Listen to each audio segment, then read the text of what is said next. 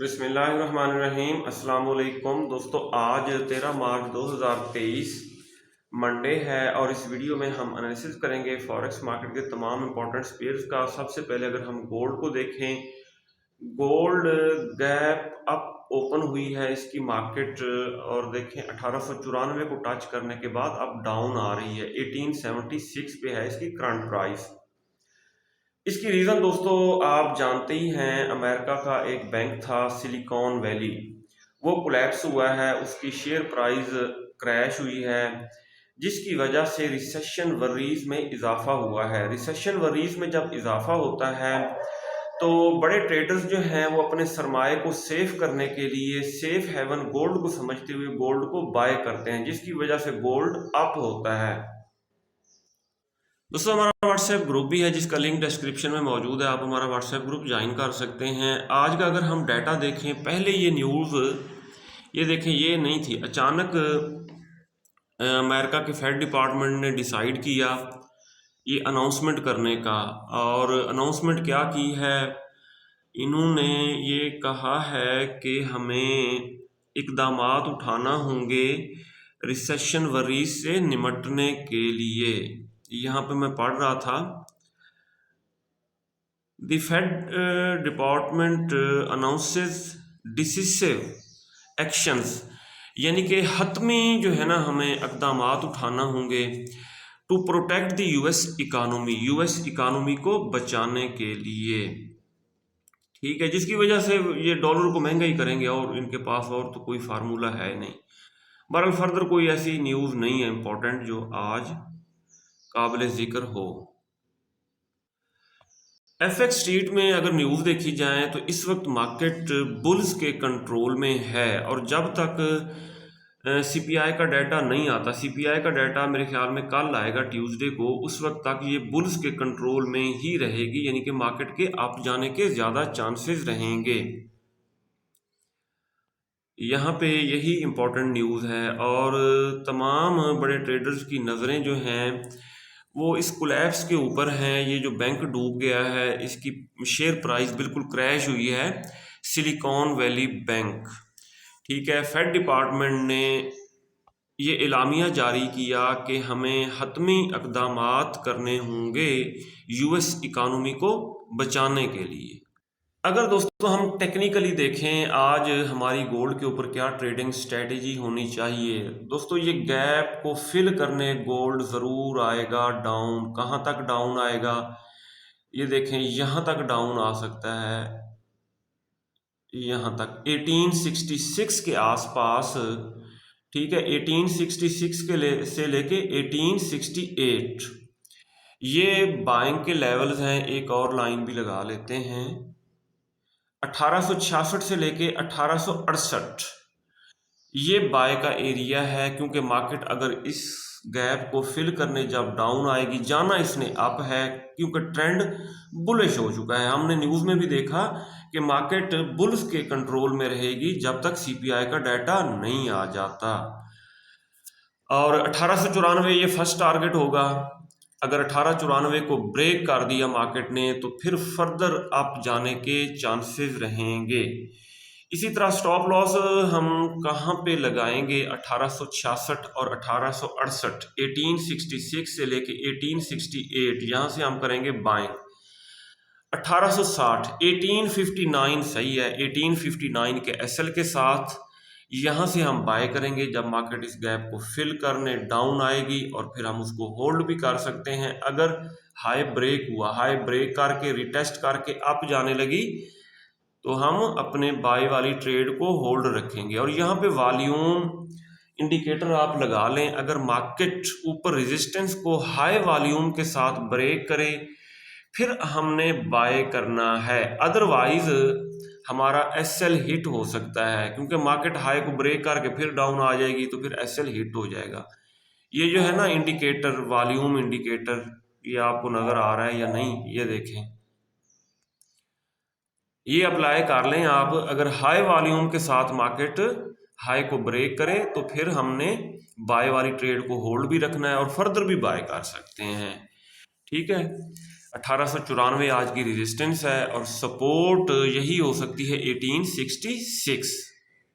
1866 तक मार्केट अगर डाउन आती है तो यहाँ से हम बाय पकड़ सकते हैं। फर्दर अगर हम छोटे टाइम फ्रेम में देखें, M5 के टाइम फ्रेम में देखें दोस्तों, प्रीवियस इसकी हिस्ट्री देखें, ये देखें M5 में 200 के मूविंग एवरेज से टकरा के मार्केट अप हुई और इसको यानी कि सपोर्ट बनाया है काफ़ी दफ़ा। यहाँ भी देखें काफ़ी दफ़ा इसको सपोर्ट बनाया है 200 के मूविंग एवरेज से। यहाँ भी ये देखें टकरा के मार्केट अप हुई है, ये देखें। और अब देखते हैं ये 200 के मूविंग एवरेज तक अगर ये डाउन, ये थोड़ा ऊपर होता रहेगा यहीं पे आ जाएगा 1866 के आसपास, सही है। तो 200 के मूविंग एवरेज से जब ये टकरा के अप होगी मार्केट तो ये दोबारा बुलिश ट्रेंड, बल्कि बुलिश ही है, दोबारा अप जा सकती है। ये होगी दोस्तों गोल्ड के ऊपर आज की हमारी ट्रेडिंग स्ट्रेटेजी। अब हम क्रूड ऑयल को देख लेते हैं। जी दोस्तों, क्रूड ऑयल मार्केट को अगर हम देखें, क्रूड ऑयल मार्केट ने 74.8 ये जो सपोर्ट थी इसको टच किया, टच करने के बाद अप हुई और अब चांसेस पता है क्या हैं, ये चांसेस हैं, मैं आपको दिखा देता हूँ। यहाँ पे डबल टॉप लगाने के बाद 78 से दोबारा डाउन आ सकती है। 78 से अगर ऊपर भी निकली तो ऊपर भी सेल का जोन है, आना इसने डाउन ही है क्रूड ऑयल ने। अगर बड़े टाइम फ्रेम में देखें, H4 के टाइम फ्रेम में, तो यहाँ पे हमें इस जोन को दोबारा लगाते हैं, बुलिश इनगल्फिंग फेल्ड सेटअप नज़र आ रहा है जिसके ऊपर हम जोन ड्रा कर लेते हैं। फिर हमें वाज़े पता चलेगा कि कहाँ से, ये देखें ये बुलिश इनगल्फिंग फेल्ड सेटअप हो गया, ठीक है। इसका मतलब ये है कि ये अब सेल का जोन बन चुका है। और फिर एक और कंफर्मेशन भी यहीं पे आ गई, ये देखें ये बेरिश इनगल्फिंग भी यहाँ पे बन गई। और अगर हम H1 में आ जाएं, H1 में भी यानी कि कंफर्मेशन हमें मिल रही हैं। बहरहाल ज़्यादा चांसेस यही है कि मार्केट जो है 78 से, बल्कि यहीं से भी डाउन आ सकती है, क्योंकि ये देखें ना 200 के मूविंग एवरेज को रेजिस्टेंस बना के पहले भी इससे टकरा के डाउन आई, फिर इससे टकरा के यहाँ तक डाउन आई और अब भी इससे टकरा के डाउन आ रही है। और फर्दर अगर ये ऊपर निकलती है तो ऊपर ये डबल टॉप बना के डाउन आएगी। फर्दर इसको भी 78 को ब्रेक करती तो ऊपर भी सेल का जोन है। बहरहाल इसको टॉप से सेल करेंगे हम, क्रूड ऑयल के डाउन आने के चांसेस रहेंगे। यहाँ ये जो इचिमोकू है, ये नदी, इसको गुरशेर भाई कहते हैं, ये नदी अगर बिल्कुल बॉटम में हो तो मार्केट के डाउन आने के चांसेस रहते हैं और ये बिल्कुल बॉटम में है नदी। जी दोस्तों, नेचुरल गैस ये देखें 2.6 की जो रेजिस्टेंस है, बल्कि पहले सपोर्ट थी अब रेजिस्टेंस बन चुकी है, ठीक है। अगर इससे टकरा के अप हो जाती तो फिर ये 3 की तरफ जा सकती थी, लेकिन अब ये 2.6 को इसने बना लिया है रेजिस्टेंस, इससे टकरा के डाउन आने के चांसेस आज रहेंगे। इसी तरह अगर हम H4 के टाइम फ्रेम में देखें, यहाँ भी सेल का सिग्नल बन चुका है, ठीक है, क्योंकि ये डोजी के बाद ये रेड कैंडल बता रही है, ये सेल का सिग्नल होता है। अच्छा जी, अब यहाँ से अगर ये अप होती है तो इससे टकरा के डाउन आने के चांसेस रह सकते हैं। जो दोस्त इसको बाय नहीं कर सके वो किस्मत आजमाई कर सकते हैं, लेकिन नहीं, नदी जो है ना, नदी टॉप पे है, इसके अप जाने के इतने चांसेस लग नहीं रहे। H4 में देखें, अगर D1 में देखें तो नदी डाउन है, सही है, सही है, डाउन आएगी लेकिन ज़्यादा डाउन नहीं आएगी।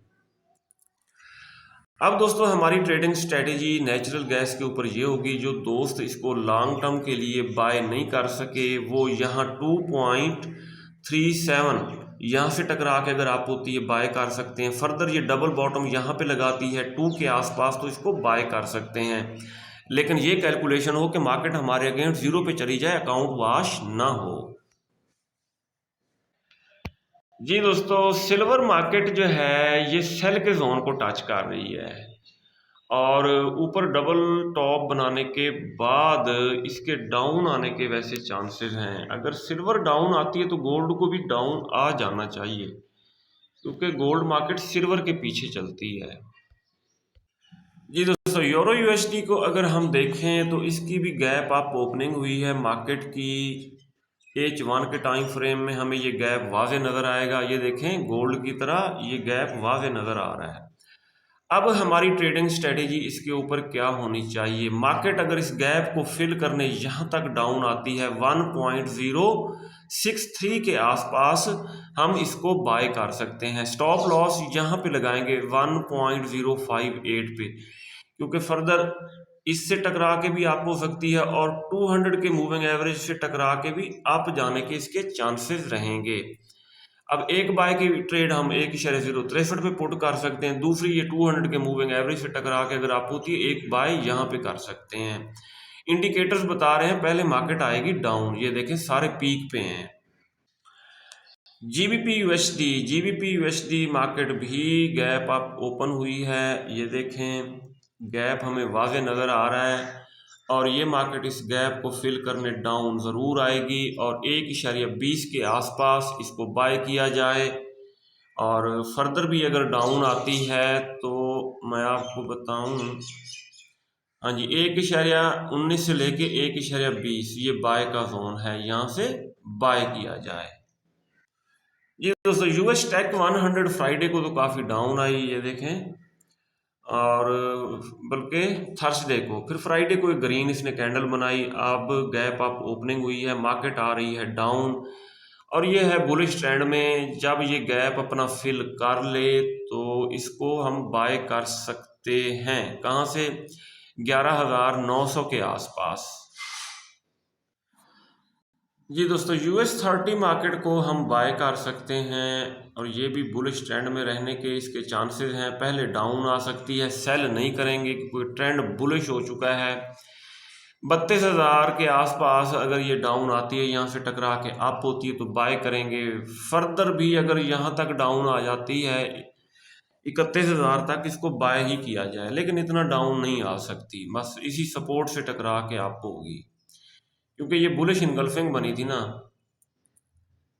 जी दोस्तों, जर्मन 30 मार्केट को देखें, ये 200 के मूविंग एवरेज से टकरा के एक दफ़ा डाउन आई H1 के टाइम फ्रेम में, दोबारा 200 के मूविंग एवरेज से टकरा के डाउन आ रही है और इसको बाय किया जाए। मैं आपको बताता हूँ, ठीक है, ये बाय का जोन है। यहाँ से 15,341 के आसपास जब ये टकरा के आप हो बाय का सिग्नल बनाए तो नीचे स्टॉप लॉस लगा के इसको बाय करें। ये था दोस्तों आज का एनालिसिस। अपना बहुत सारा ख्याल रखिएगा, हमें दुआओं में याद रखिएगा। अल्लाह हाफिज़।